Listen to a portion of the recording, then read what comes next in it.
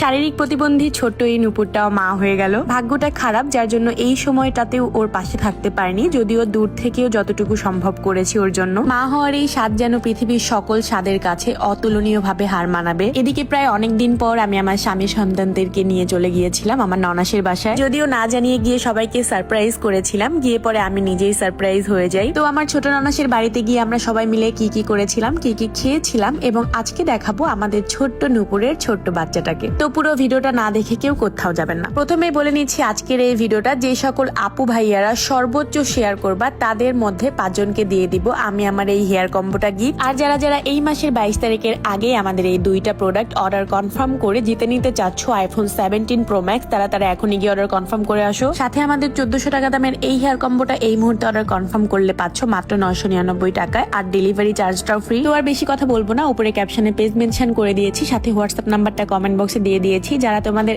Emily আপুর মতো চুল সুন্দর করতে চাচ্ছ, লম্বা ঘন এবং সিল্কি শাইনি করতে চাচ্ছ, তারা এখনই গিয়ে অর্ডার কনফার্ম করে আসো। শারীরিক প্রতিবন্ধী ছোট্ট এই নুপুরটাও যে একদিন মা হয়ে যাবে সেটা কে জানতো বলেন। তবে মা হওয়ার এই স্বাদ যেন পৃথিবীর যে কোনো প্রাণীকেই পৃথিবীর অন্য যে কোনো স্বাদের কাছেও হার মানিয়ে দেয় এবং অন্য যে কোনো স্বাদকেও ভুলিয়ে দেয়। মাশাআল্লাহ, নুপুরের একটা ছোট্ট ছেলে সন্তান হয়েছে, এত বেশি কিউট দেখতে লাগতেছিল, মানে আমার মনে হচ্ছিল যে আমি যদিও দূরে এই মুহূর্তে চাইলেও আমি যেতে পারবো না বাবুটার কাছে, বাবুকে কোলে নিয়ে একটা কপালে চুমু দিতে পারবো না। তো কি আর করার, নিজের বাচ্চাদেরকে আদর করতেছিলাম। আর নুপুরের এই সময়টায় পাশে থাকতে পারিনি জন্য খুবই আফসোস লাগতেছিল, যদিও যেই এই সময়টাতে একজন মেয়ে সব থেকে কাছে সব থেকে পাশে চায় তার হাজবেন্ডকে, যদিও নুপুরের হাজবেন্ড এই সময়টায় তাকে ফাঁকি দিয়েছে, তার সাথে প্রতারণা করেছে। সবাই হয়তো বা আপনাদের ফ্যামিলি আপুর ভিডিও দেখে জানতে পেরেছেন। তবে আল্লাহ যা করে তা হয়তো মানুষের মঙ্গলের জন্যই করে, এটা ভেবে আর আফসোস করছি না। ওর বাচ্চা হয়ে গিয়েছে, ও আলহামদুলিল্লাহ ঠিকভাবে সুস্থভাবে মা হয়েছে, একটা ছেলে সন্তান দান করেছে, আলহামদুলিল্লাহ আলহামদুলিল্লাহ। এর থেকে বড় আর কিছু চাওয়ার নেই, পাওয়ার নেই। কারণ একজন নারীর যখন সন্তান হয়ে যায়, সন্তানের মায়ায় যখন পড়ে যায়, তখন অন্য যে কোনো মায়াকেও সেটা হার মানিয়ে দেয়। নুপুরের বেবি হওয়ার আগে আপনাদের ভাইয়া বারবার বলতেছিল যে নুপুরকে আমাদের বাসায় নিয়ে আসো, নুপুরের সিজারের যত খরচ লাগে বা ওর বাবু হওয়ার সময় যা যা লাগে সবকিছু আমরা দিব।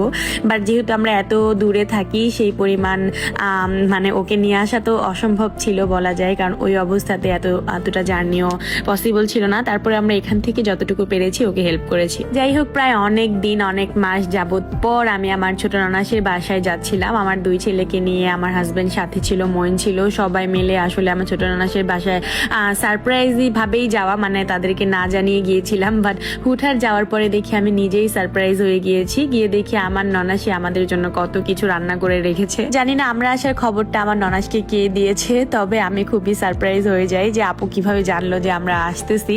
মানে একটা বোনের বাসায় যখন একজন ভাই যায়, তখন আসলে ওই বোনটা নিজের মানে যতটুকু আছে তার বাসায় যা যা করা লাগে সবটুকুই করে আলহামদুলিল্লাহ। আর আমরাও পারি না তো বাজারটা ধরেই নিয়ে যাই, যত ধরনের ফল ছিল বাজারে সবকিছুই নিয়েছিলাম, আইসক্রিম থেকে শুরু করে তারপর চানাচুর, তারপরে আরো কি কি জানি নিয়েছিলাম। সবকিছু নিয়ে আমরা এই তো ব্যাগ করে দেন চলে যাই।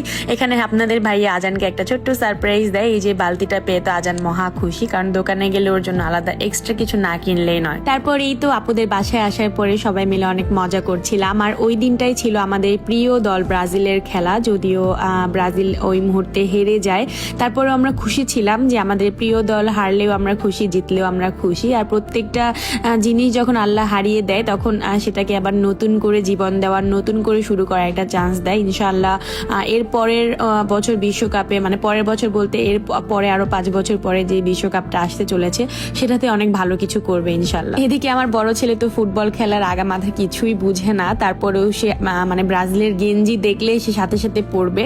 মানে আমি গেঞ্জিটা ধুয়ে মুছে মানে যত্ন করে রেখে দেই আলমারিতে, যে যখন খেলা হবে তখন পরাবো। বাট না, সে হুটহাট করে কান্না শুরু করে দেয় যে আমি ব্রাজিল পরবো, আমি ব্রাজিলের গেঞ্জি পরবো, গেঞ্জি দাও। তো কি আর করার। এদিকে দেখেন হাতে পায়ে নেল পলিশ দিয়ে কি একটা অবস্থা, যদিও প্রত্যেকটা বাবুরাই হয়তো বা ছোটবেলায় এরকম করে, আমরাও করেছি। যাই হোক, এরপরে আমিও একটু প্রস্তুতি নিয়েছিলাম, যেহেতু প্রিয় দলের খেলা, সবাই মিলে বসে বসে এনজয় করে খেলা দেখি। হেরেছে কিনা জিতেছে এটা নিয়ে কোনো মাথা ব্যথা নেই, প্রিয় দলের খেলাটা উপভোগ করতে পেরেছি, এটাই অনেক। তারপর তারপরে আমার ননদ অনেক কিছু রান্না করে রেখেছে, তারপরেও আমার ননদের মেয়েরা আমার কাছে আবদার করে যে মামানি আপনার হাতের ভুনা খিচুড়ি আর ঝালঝাল করে যে মুরগির মাংসটা আপনি রান্না করেন সেটা খেতে চাই।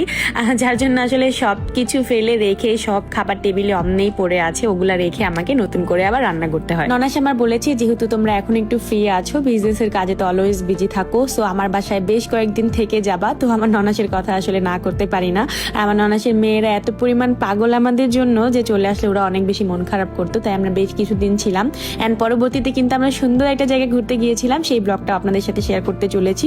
সো যারা যারা আমার পেজ এখন পর্যন্ত লাইক দিয়ে রাখেননি অবশ্যই লাইক দিয়ে রাখবেন, অ্যান্ড পরবর্তী ভিডিওর জন্য অপেক্ষা করবেন। আল্লাহ হাফিজ, and thank you so much for watching.